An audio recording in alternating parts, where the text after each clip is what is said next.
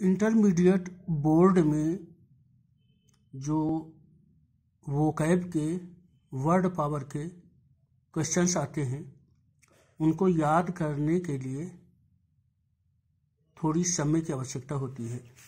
तो उनको यदि रिवाइज किया जाए और समझ करके याद किया जाए तो काफ़ी अच्छे नंबर मिलते हैं। और वैसे भी ग्रामर वाले भाग में या वोकेबुलरी वाले भाग में, वर्ड पावर वाले भाग में बहुत ही अच्छे अंक लाए जा सकते हैं।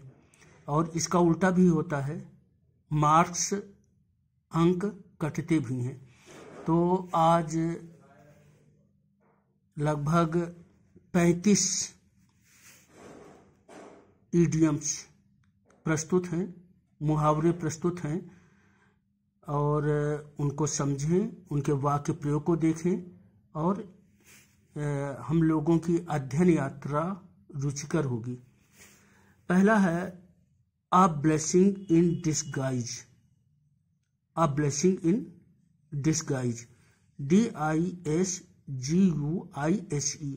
डिस्गाइज का अर्थ होता है छुपे रूप में, और ब्लेसिंग का अर्थ होता है आशीर्वाद या सौभाग्य। तो छुपे रूप में सौभाग्य,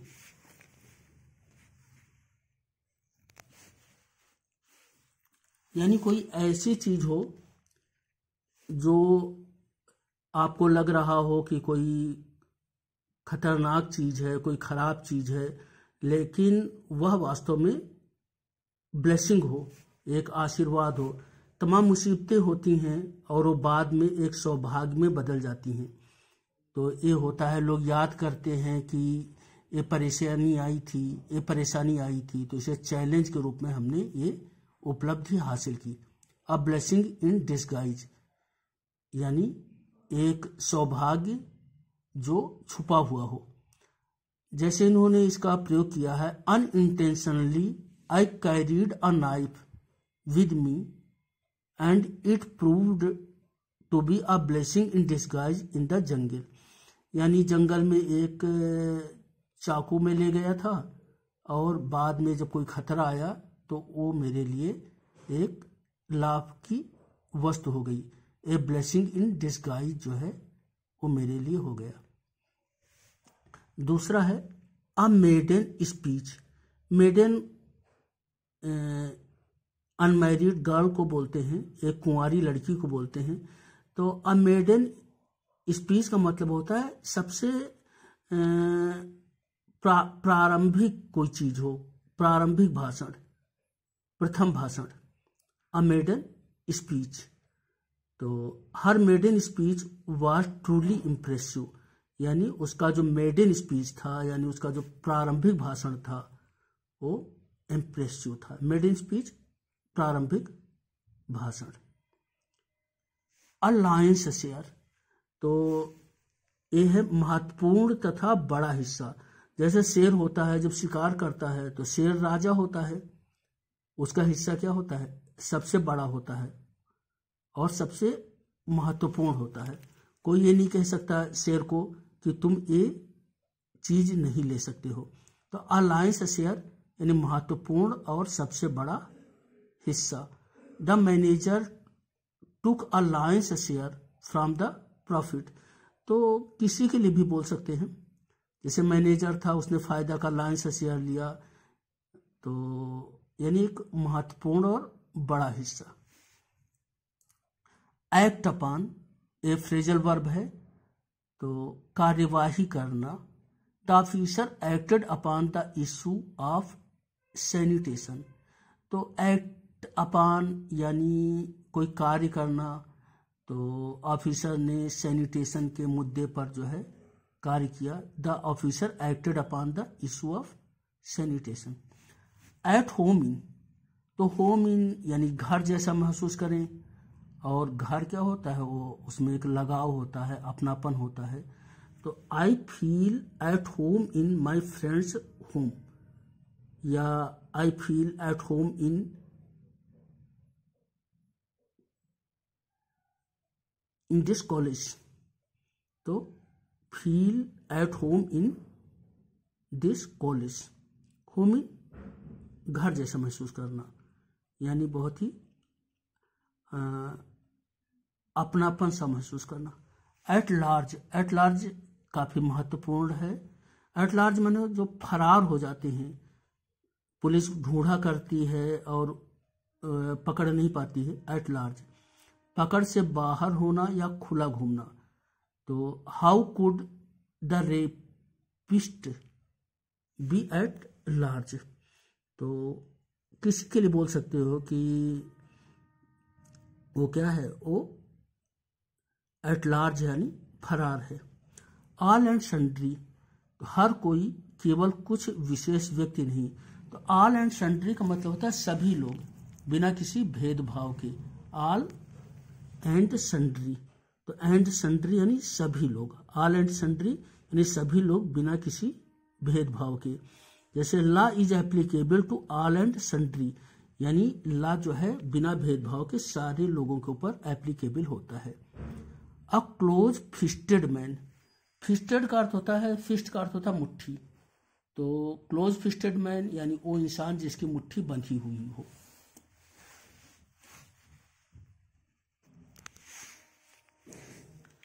अब सीधी सादी बात है कि जो कंजूस होगा उसकी मुट्ठी हमेशा क्या होगी, बंधी होगी। वो क्या होगा, एक क्लोज फिस्टेड मैन होगा। तो क्लोज फिस्टेड मैन कंजूस आदमी। माइजर, my uncle is a close fisted man. A bed of roses, तो रोज क्या होता है, बहुत ही सुगंधित होता है, बहुत ही कोमल होता है, सुंदरता का प्रतीक, कोमलता का प्रतीक। अब रोज का बिस्तर हो, मतलब विदाउट थ्रोन, कांटों के बिना, जाहिर सी बात बहुत आसान, बहुत ही इजी लाइफ, बहुत ही सुखमय जिंदगी। तो life is not a bed of roses, यानी a hard nut to crack. अब नट होता है, जैसे कुछ फल होते हैं, सिंघाड़ा है, अखरोट है, ये सब, इवन मूंगफली है, ये नट में आते हैं। अब कोई नट हो तो जाहिर सी बात है उसे जब तोड़ा जाता है तो उसके अंदर खाने वाला पदार्थ निकलता है। अब आपको एक अखरोट दे दिया जाए, अब कोशिश कर रहे हैं, अखरोट टूट ही नहीं रहा है, तो आप परेशान हो रहे हैं। अब वो वाला अखरोट क्या है, एक हार्ड नट टू क्रैक है, यानी एक मुश्किल काम, एक कठिन, एक पजल टाइप, कोई गुत्थी हो, कोई मुश्किल काम हो, क्या hard nut to crack. Passing civil services exam is a hard nut to crack. A man of letters, देखिए लेटर का अर्थ तो पत्र होता है और अक्षर भी होता है, और लेटर्स जो होते हैं, लेटर्स या लेटर्स, ये साहित्य को बोलता है, कहते हैं, लिटरेचर को कहते हैं। अब मैन ऑफ लेटर्स यानी साहित्य का व्यक्ति, तो जाहिर सी बात है वो लिटरेरी पर्सन होगा, साहित्य वाला व्यक्ति होगा, वो विद्वान व्यक्ति होगा, एक लर्नेड पर्सन होगा। तो my grandpa is a man of letters. किसी भी पोएट को बोल दो कि he is a man of letters, कोई साहित्यकार हो। अब वाइट एलिफेंट, तो एलिफेंट जो होता, कहते हैं हाथी पालना मुश्किल काम होता है, क्योंकि हाथी आप ले आओ लेकिन वो इतना खाता है कि उसको खिलाना मुश्किल हो जाता है, और हाथी काला होता है। वाइट एलिफेंट हो तो और ज़्यादा मुश्किल हो जाएगा, क्योंकि ये जो वाइट शब्द है ये थोड़ा सजावट से या फैशन से रिलेट होता है, संबंधित होता है। तो अब वाइट एलिफेंट का मतलब अत्यधिक खर्चीली वस्तु या ऐसी चीज जिसको मेंटेन करना, जिसे संभालना मुश्किल होता है। Buying a Ferrari is like possessing a white elephant।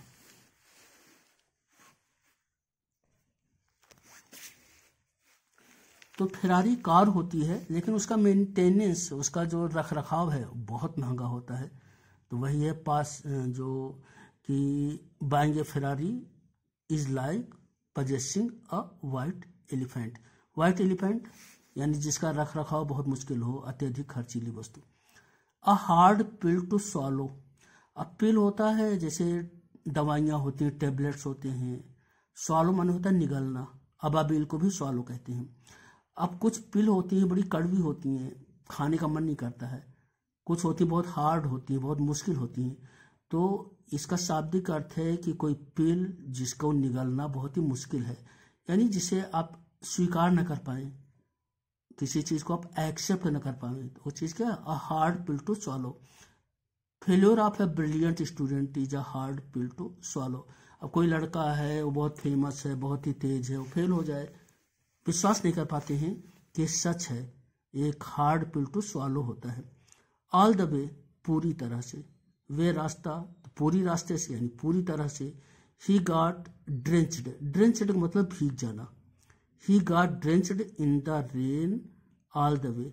पूरी तौर पर वो बरसात में भीग गया. एट बे, किसी चीज से सुरक्षित दूरी बनाए रखना. बे मीन्स खाड़ी होती है. बे के और भी अर्थ होते हैं. तो एट बे यानी कुछ दूरी बनाए रखना. I keep myself at bay from school, यानी स्कूल से मैं क्या हूँ, थोड़ी दूरी बनाए रखता हूँ. एट बे जैसे कहा जाए कि keep yourself at bay from bad boys. तो एट बे दूरी बनाए रखना. एट सिक्सेज एंड सेवेंस, तो तितर बितर होना. सिक्सेस एंड सेवेंस यानी 6 में 7 में बट जाना.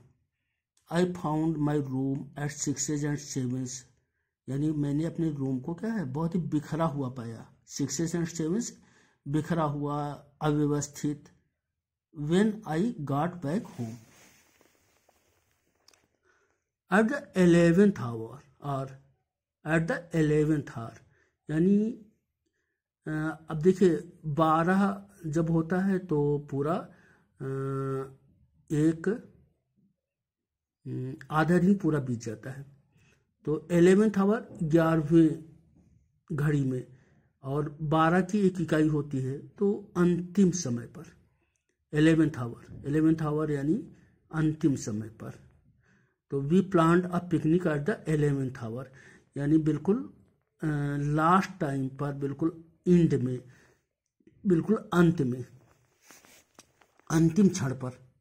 Eight the 11th hour. A fool's paradise. Paradise स्वर्ग को कहते हैं. तो बेवकूफों का स्वर्ग, तो जाहिर सी बात है बेवकूफों का स्वर्ग क्या होगा, अवास्तविक होगा.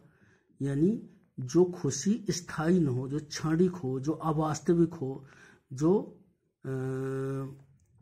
एक निश्चित न हो. तो don't go for a fool's paradise but for an eternal happiness. तो एक अवास्तविक जो है खुशी के लिए मत जाइए. इटर्नल का अर्थ होता है शाश्वत, हमेशा रहने वाला, सदैव रहने वाला. Eternal happiness. इटर्नल हैप्पीनेस, शाश्वत प्रसन्नता. नेक्स्ट देखते हैं अ लाफिंग स्टॉक. तो लाफिंग स्टॉक यानी जिस पर सब लोग हंसे, हंसी का पात्र. तो stupids are always a laughing stock, यानी लाफिंग स्टॉक जिस पर सब लोग हंसते हों, तो उसे लाफिंग स्टॉक कहते हैं. A fair weather friend. तो वेदर मौसम को बोलते हैं. फेयर अच्छा, तो अच्छे मौसम का दोस्त, यानी मतलबी दोस्त, सुख में साथ रहने वाला मित्र. सेल्फिश, जो मतलब का साथी होता है. आपके पास पैसा है तो आपका दोस्त है, आप गरीब हो गए तो उसने आपको पहचानना बंद कर दिया. I always keep distance from a fair weather friend. Fair weather friend, selfish friend. Above board. तो अबव बोर्ड ईमानदार को बोलते हैं, honest person. My dad is above board in all his dealings. All in all. All in all यानी सब कुछ, सर्वे सर्वा, सबसे महत्वपूर्ण. The president is all in all of the Indian defence services. At random. तो रैंडम यदृच्छया को बोलते हैं, यानी बिना किसी तरतीब के जैसे अलग अलग रंग की गेंदें हैं, उनमें से 4 गेंदें आप बिना किसी क्रम के उठा लीजिए, तो वो एट रैंडम कहलाता है। अचानक, he burst out at random and started beating him. तो बर्स्ट आउट गुस्सा हो जाना, फूट पड़ना। तो अच्छा, बर्स्ट के तीनों फॉर्म बर्स्ट ही होते हैं। तो एट रैंडम अचानक। बोन ऑफ कंटेंशन, तो कंटेंशन झगड़ा होता है, तो अ बोन ऑफ कंटेंशन यानी झगड़े की जड़।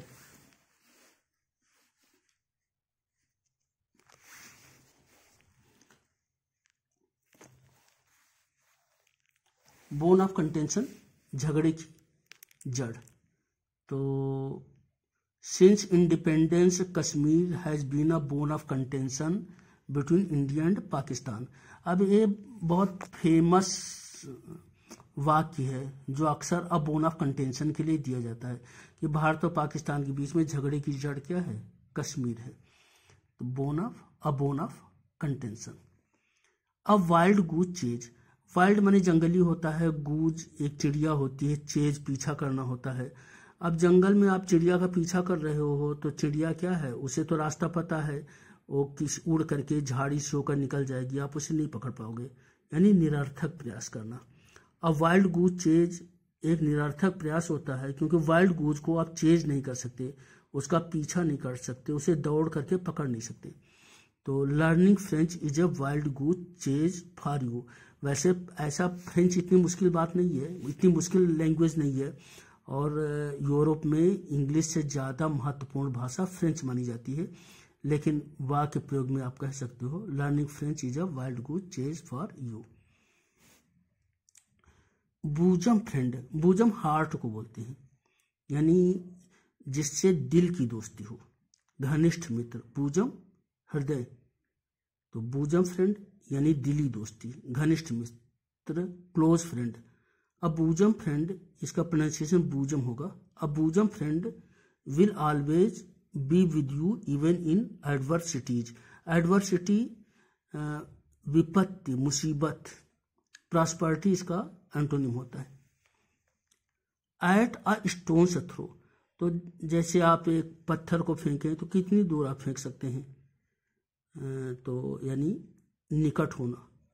तो एट ए स्टोन्स थ्रो यानी पत्थर के फेंकने में जितनी दूरी होगी उतनी दूर पर होना, तो कुछ मिनटों की दूरी पर होना, बहुत ही निकट होना। My house is at a stone's throw from railway station, यानी मेरा घर रेलवे स्टेशन बहुत ही पास है। अ हरकुलियन टास्क, तो हरकुलिस जो था एक व्यक्ति होता है ग्रीक पुराण कथा में। तो हरकुलिस को बहुत ही मुश्किल काम दिया गया था, वो बहुत ही कठिन, जो आम आदमी नहीं कर सकता है वैसे वो काम कर लेता था। तो अ हरकुलियन टास्क यानी जो बहुत ही मुश्किल काम हो। तो farming is a herculean task to me, यानी खेती जो है मेरे लिए बहुत ही मुश्किल काम है। तो बहुत अच्छा वाक्य प्रयोग तो नहीं है, लेकिन काम का वाक्य प्रयोग है। जो आपको बहुत मुश्किल लगे वो क्या है, हरकुलियन टास्क है। Apple pie order, apple pie order उचित ढंग से, यानी in proper way. I like of my room in apple pie order. A maiden speech एक बार पीछे आ चुका है, यानी पहला भाषण, तो प्रथम भाषण maiden speech. And axe to grind, and axe to grind का मतलब होता है अपना मतलब निकालना, अपना स्वार्थ सिद्ध करना, केवल अपना फायदा करना। He meets me only when he has an axe to grind, यानी जब उसको अपना मतलब निकालना होता है तब वो मुझसे मिलता है। एक्स कुल्हाड़ी को बोलते हैं। अ red lettered day,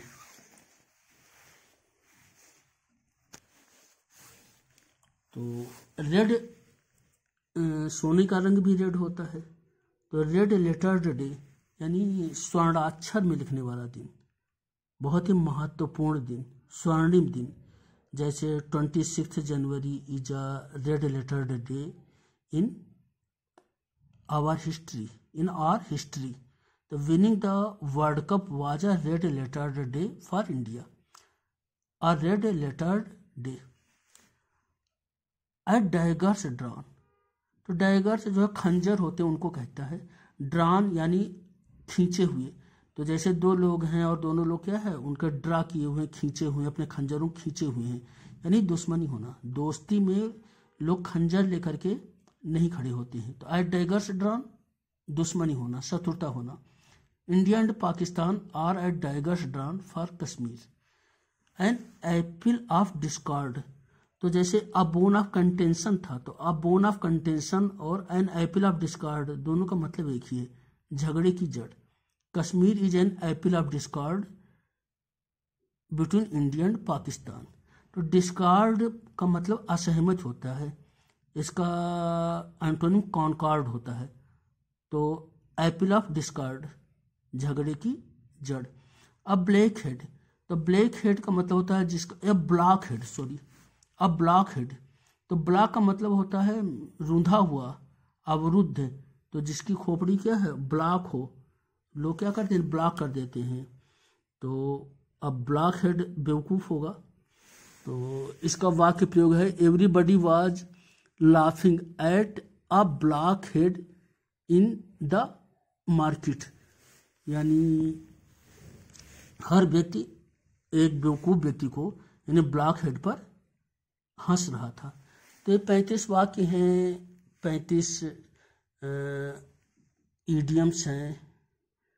act upon एक इसमें वर्बल फ्रेज भी है। तो इनको आप पढ़िएगा और इनको बार बार समझ करके दोहराइएगा तो याद हो जाएंगे। अच्छा, इनको पढ़ने के लिए लिख करके इनको याद करने की कोशिश करिएगा, और ये बोर्ड परीक्षा के लिए महत्वपूर्ण हो सकते हैं। Thank you.